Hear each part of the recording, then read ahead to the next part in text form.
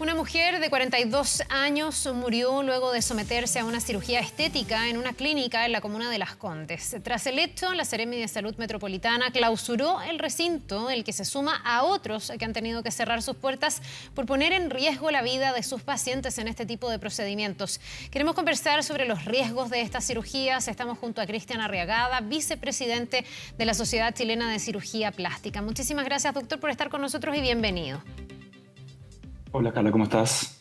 Bien, bueno, esta historia muy triste a una mujer además que tiene 2 hijos o tenía 2 hijos, una familia súper golpeada y lamentablemente no es el primer caso, esperaríamos que sí el último, con una serie de medidas de precaución. ¿En qué me debo fijar si es que me quiero someter a un procedimiento estético, doctor?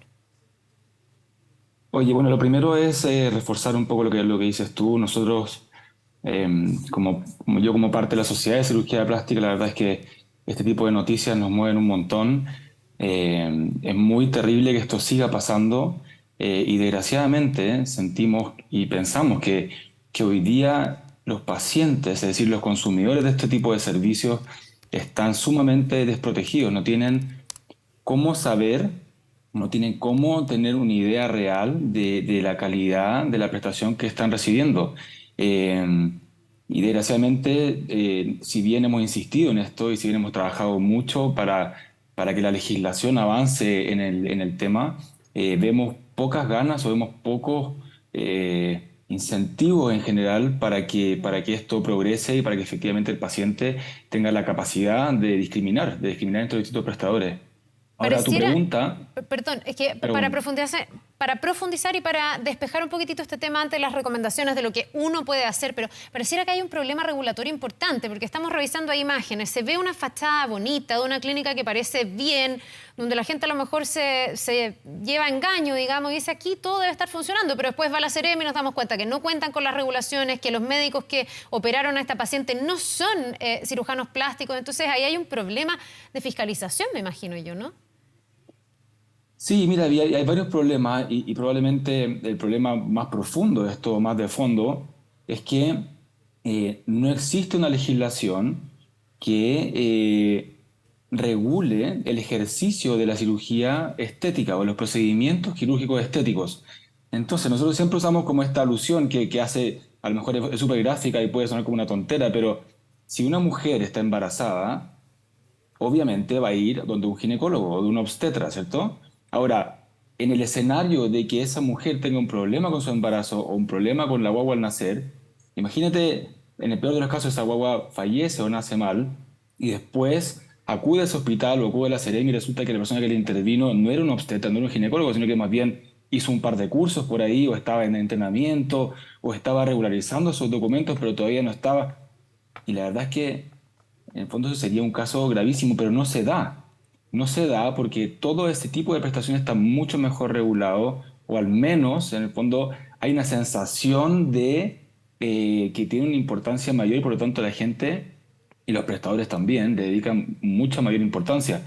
Ahora, en el caso de la cirugía plástica o los procedimientos estéticos en particular, hay una sensación de que no pasa nada, de que es algo simple, de que es algo sencillo, de que no hay complicaciones, de que no, si mira, si salió esta promoción y este ofertón, tú anda, hazte el procedimiento, ya estás lista para el verano, ya estás perfecta, no te preocupes. Eh, y eso también es una responsabilidad de nosotros también, en el fondo, de que ha habido una sensación o una banalización de lo que se hace en esos pabellones. Y bueno, por supuesto que el paciente no tiene cómo saber. El paciente va a ir a esa clínica linda donde la amiga se operó y le fue bien, donde supo de que alguien por ahí le comentó de que el doctor era súper bueno y que tenía muy buenas manos, o de que era muy cariñoso y qué sé yo. Y la verdad que efectivamente, hasta que no se genera un problema o una complicación, nadie sabe. Y nadie sabe porque la regulación es muy pobre al respecto. Oye, es que esto es muy grave y mientras escucho pienso que nuevamente se le deja como el peso de las cosas a las personas. ¿Ah?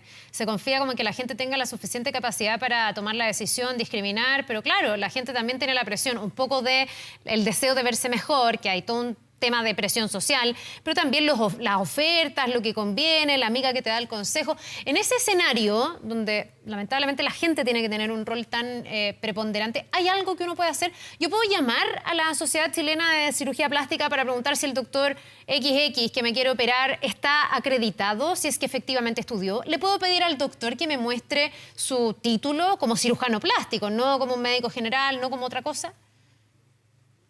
Sí, mira, buena pregunta. Uno como paciente y uno como consumidor de ese servicio, hay que entenderlo así, aunque suene frío, uno tiene la posibilidad y uno tiene la responsabilidad de exigir todo. O sea, si yo me fuera a someter a una intervención de cualquier tipo, lo primero que hago es enterarme de quién es el médico, dónde estudió, dónde se formó, si alguien lo conoce, dónde trabaja, dónde más ha trabajado, algún antecedente. Uno tiene la responsabilidad y la obligación de preguntar todo. Ahora, yo, como cirujano plástico, yo veo obviamente a mis pacientes llegar y la verdad es que también llegan súper desinformadas y no preguntan en los nervios y en esta especie como de frenesí de quiero hacerlo ya, no quiero preguntar mucho porque me da susto. Pero yo creo que lo primero que hay que decir es que la responsabilidad del paciente sigue siendo una muy importante y uno tiene que preguntar absolutamente todo. Ahora, la Sociedad de Cirugía Plástica, donde yo hoy día formo parte, orgullosamente, es una sociedad gremial, científica, que lo que hace en el fondo es reunir a la gran mayoría de cirujanos plásticos formados y acreditados en Chile con el afán de promover la formación, promover el conocimiento. Tenemos reuniones mensuales, tenemos congresos, tenemos cursos, pero no tiene un afán regulatorio de ningún tipo en esto. Entonces tampoco queremos, en el fondo, darnos esa prerrogativa. Sí existe en la Superintendencia de Salud un registro de prestadores, que eso es independiente a todos los gremios, a todas las asociaciones médicas. Esto es algo que es del MinSal y los pacientes perfectamente pueden ingresar a esta página web en un segundo, ponen el nombre, ponen el root de su prestador y te va a aparecer exactamente para qué están acreditados en Chile, dónde hicieron su formación, los años, uno puede bajar esa información y nosotros estamos siempre muy preocupados de que toda la gente que trabaja con nosotros esté al día en el fondo en este registro de prestadores que probablemente sea la manera más simple y la manera más fácil de acceder hoy día a información real y que no depende necesariamente de ninguna agrupación específica de médicos. Claro, ya, ahí hay un primer sedazo en el fondo, donde yo pudiera tratar de protegerme para saber que estoy en buenas manos. Ahora, este caso nuevamente ha puesto sobre la mesa otra de las irregularidades que había en esta clínica, que es, por ejemplo, que estaban haciendo procedimientos con hospitalización sin estar autorizados para eso. Yo entiendo que las clínicas debiesen tener o la autorización para alojar y controlar el postoperatorio ahí o convenios con clínicas que sí tengan servicios de urgencia y de hospitalización que estén acreditados. Esa sería otra buena pregunta, me imagino, que deben hacer las personas que se someten a una cirugía. Sí, mira, nosotros en la sociedad, en el fondo, y esto es algo que es súper como replicado internacionalmente, creamos lo que se llama el triángulo de seguridad. El triángulo de seguridad consiste en un paciente bien informado, con un médico que esté acreditado y con un centro que efectivamente esté con la regulación al día para lo que está ofreciendo. Ahora, las personas siempre tienen como mucha inquietud respecto a dónde se van a operar, si tiene UCI o no tiene UCI. La verdad es que hoy día efectivamente, mucha de la cirugía plástica estética no requiere necesariamente de una UCI en el mismo recinto para poder operar. Sería, en el fondo, extremar recursos. Imagínate hoy día con los requerimientos que hay en salud, post-pandemia. Obviamente la cirugía plástica estética se ha movido mucho hacia centros un poco más chicos, pero eso no quiere decir que estos centros no tengan que tener las condiciones mínimas para resolver alguna complicación como las hay en cirugía plástica. En el fondo, esta idea de que no sé si es una lipo chiquitita, no si mira, es un poquito por aquí con anestesia local. Las complicaciones pasan, los riesgos existen y le pasan a todos, le pasan a los cirujanos plásticos bien formados, a los mal formados y a los no formados. Entonces, sería una locura para uno mismo exponerse a trabajar en un lugar que no tenga las condiciones mínimas. Ahora, ahí también hay una pega desde el punto de vista de superintendencia de salir a informar de una manera más transparente en el fondo cuáles son estos centros, qué condiciones tienen, para qué están acreditados, para qué están en el fondo autorizados a trabajar. La verdad es que no siempre desde el punto de vista del paciente es tan fácil acceder a esa información, porque efectivamente, como bien dices tú, cuando uno la mira desde afuera, estas clínicas son lindas, están todo bien cuidado, en el fondo las paredes limpias, arte, y después uno se empieza a enterar en el fondo de que por detrás de eso pasan cosas raras. Claro, lo que pasa es que ahí hay un tema también de fiscalización, porque uno ve que pasa este lamentable caso, llega en estas circunstancias la Seremi y la Seremi empieza a levantar información que dice que esta clínica ha cambiado 3 veces de razón social, que tenía una autorización para una cosa, pero que se amplió, empezó a hacer otros procedimientos que nunca informó. Entonces, básicamente es como cumplir un mínimo de algunos requisitos, formalizarse, establecerse y después empezar a crecer y nadie lo fiscaliza. Uno como paciente, digamos, como ciudadano, esperaría que esa fiscalización sea previa a que tengamos que lamentar estos casos. No sé si eso ocurre. La superintendencia seguramente tampoco sabe cuáles clínicas, cuáles centros están en regla y cuáles no, porque no hay esa fiscalización permanente.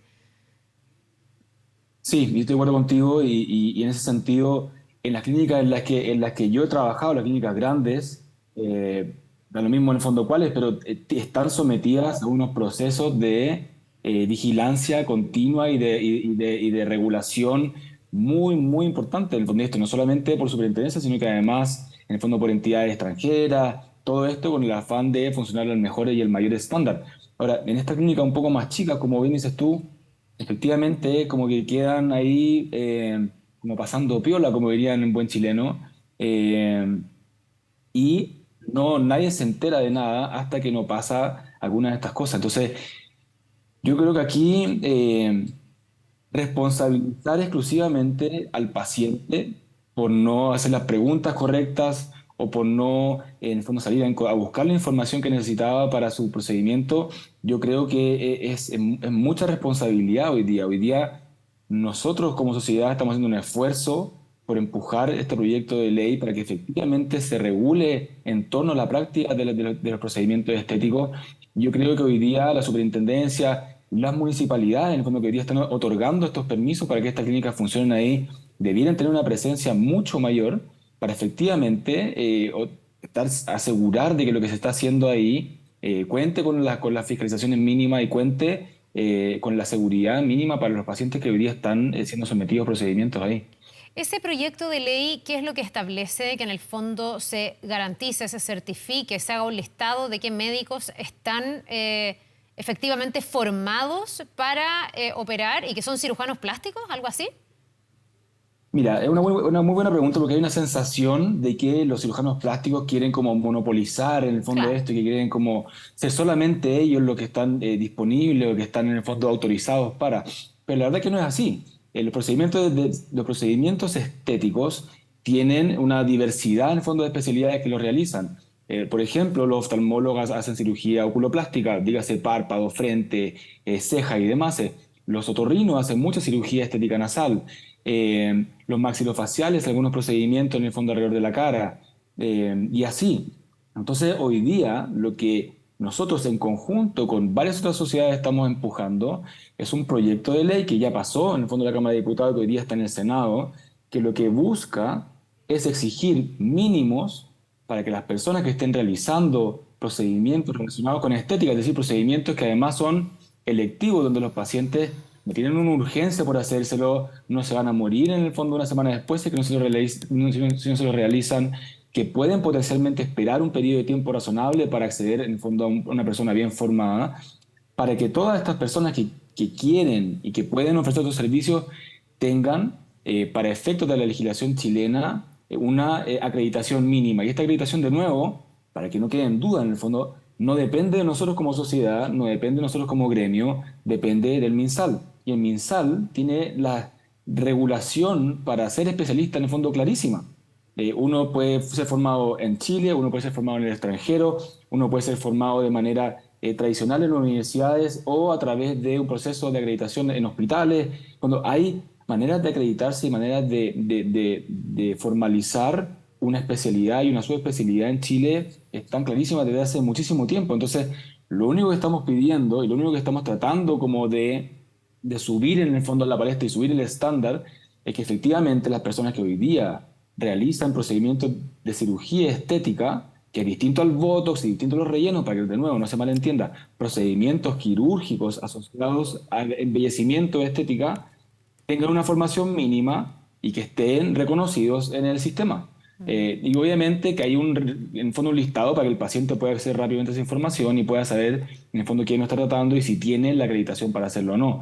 La verdad que es muy simple. No somos unos pioneros en esto, en el fondo esto existe en otros países. La legislación en países como Estados Unidos, en el fondo de Europa, es durísima al respecto. Eh, y lo que pasa es que aquí ha habido como una impunidad en torno a, mira, es un acto médico, no hay regulación, nadie en el fondo me limita a hacerlo o no hacerlo, y por lo tanto, en el fondo no hay ningún problema. Pero la verdad es que de nuevo recae la responsabilidad en el paciente y a nosotros nos parece que eso hoy día ya no puede ser así. Tremendo. Terminamos con estos desenlaces. Aquí no estamos hablando de una herida mal cicatrizada, estamos hablando de personas que terminan falleciendo, perdiendo la vida. Le queremos agradecer, doctor Cristian Arriagada, vicepresidente de la Sociedad Chilena de Cirugía Plástica. Que tenga un muy buen día. Muchas gracias a ustedes. Gracias por el tiempo. Nos vemos.